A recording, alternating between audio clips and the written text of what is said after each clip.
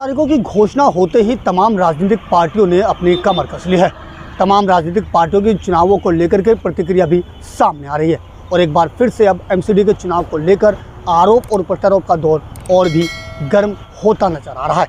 अब ऐसे में देखना ये होगा कि जिस तरीके से चुनाव की तारीखों की घोषणा होने के बाद तमाम राजनीतिक पार्टियाँ अपनी अपनी जीत का दावा कर रही हैं, तो आने वाले 4 दिसंबर को दिल्ली की जनता किसके हक में फैसला सुनाती है। चुनाव की तारीखों की घोषणा के बाद अब तमाम राजनीतिक पार्टियों ने भी कमर कस ली है। इसी फहरिस्त में आम आदमी पार्टी ने चुनाव आयोग के इस फैसले का स्वागत करते हुए भाजपा पर जमकर निशाना साधा। चुनाव की घोषणा होने के बाद भाजपा पर तंज कसते हुए गोपाल राय ने कहा कि बीजेपी ने चुनाव टालने के लिए सभी प्रयास किए, लेकिन अब दिल्ली की जनता की बारी है। उन्होंने कहा कि दिल्ली के कई लोग मई से ही इसका इंतजार कर रहे थे। आज सबसे ज़्यादा इस घोषणा से दिल्ली की जनता खुश हो रही है। भाजपा पर निशाना साधते हुए उन्होंने कहा कि 3 बार लगातार मौका मिलने के बावजूद बीजेपी ने कूड़े के पहाड़ जनता को तोहफे के रूप में दिए, लेकिन इस कलंक को मिटाने का दिन अब 4 दिसंबर है। वहीं आप विधायक और एमसीडी प्रभारी दुर्गेश पाठक ने कोर्ट और चुनाव आयोग का धन्यवाद करते हुए कहा कि अब दिल्ली की जनता द्वारा सफाई के लिए जवाब देने का समय आ गया है।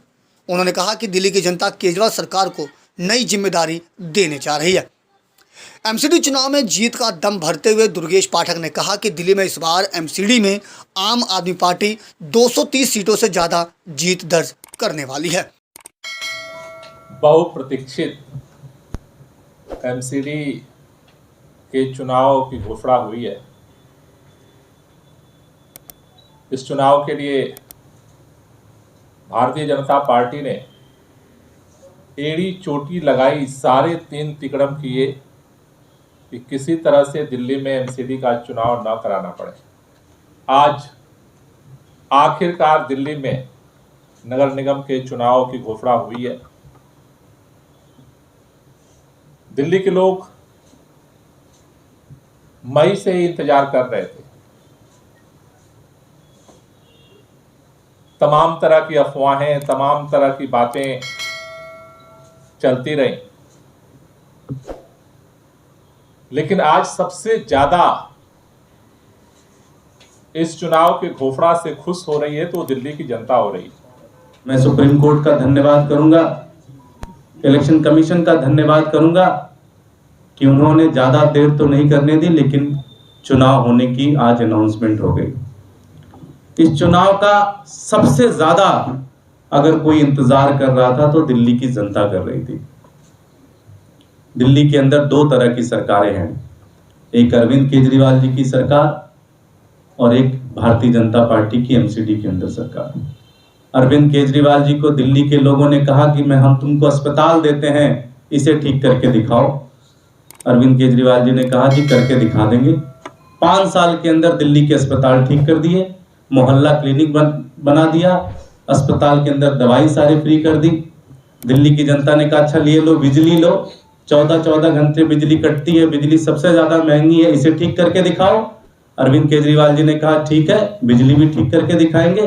बिजली आज 24 घंटे आती है और सबसे सस्ती बिजली दिल्ली के अंदर है। दिल्ली वालों ने कहा ठीक है, पानी ठीक करके दिखाओ, पानी ठीक कर दिया उन्होंने।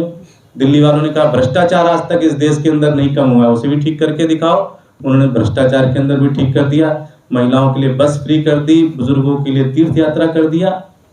अब दिल्ली की जनता को ये पता है और दिल्ली की जनता ये जानती है कि अब साफ सफाई करने की जिम्मेदारी देने का भी समय आ चुका है। कैंपेन चला रहे हैं कि दिल्ली के अंदर अब तक जो जिम्मेदारी अरविंद केजरीवाल जी को मिली वो पूरा किया उन्होंने।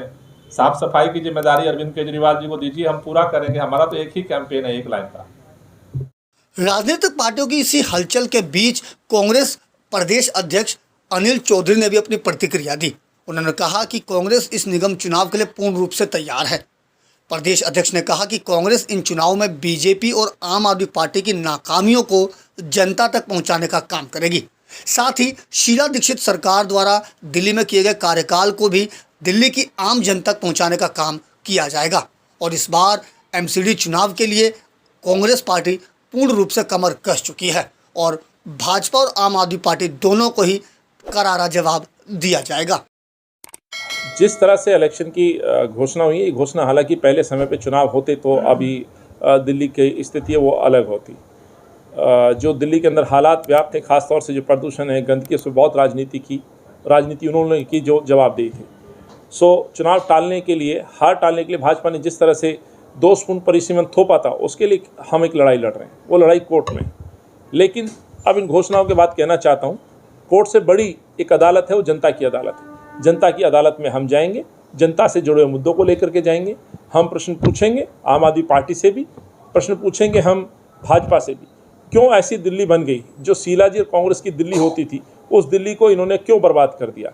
जहाँ एक तरफ इन्होंने बर्बाद किया, तो वहीं हम अपने इस विजन के साथ कहना चाहते हैं, उस दिल्ली को हम वापस बनाएंगे। हम सवाल नहीं पूछेंगे, हम जवाब देंगे बाद में। लेकिन यहाँ ना सवाल पूछ रहे हैं, कोई जवाब नहीं मिलता, जवाबदेही है तो जवाब नहीं दिया जाता। तो स्वाभाविक सी बात है, इस चुनाव में कांग्रेस पार्टी उतरेगी, जनता के जुड़े मुद्दों को लेकर के उतरेगी और प्रश्न पूछे जाएंगे। दलित विरोधी, माइनॉरिटी विरोधी परिसीमन पे पूछा जाएगा, लोकतंत्र की हत्या पे पूछा जाएगा, दंगों पे पूछा जाएगा, CNRC पे पूछा जाएगा क्यों इस बार पूर्वांचल का एक महापर्व क्यों नहीं मना पाया, क्यों बेरोजगारी पर आज ये सरकार चुप है, प्रदूषण पे सवाल पूछे जाएंगे।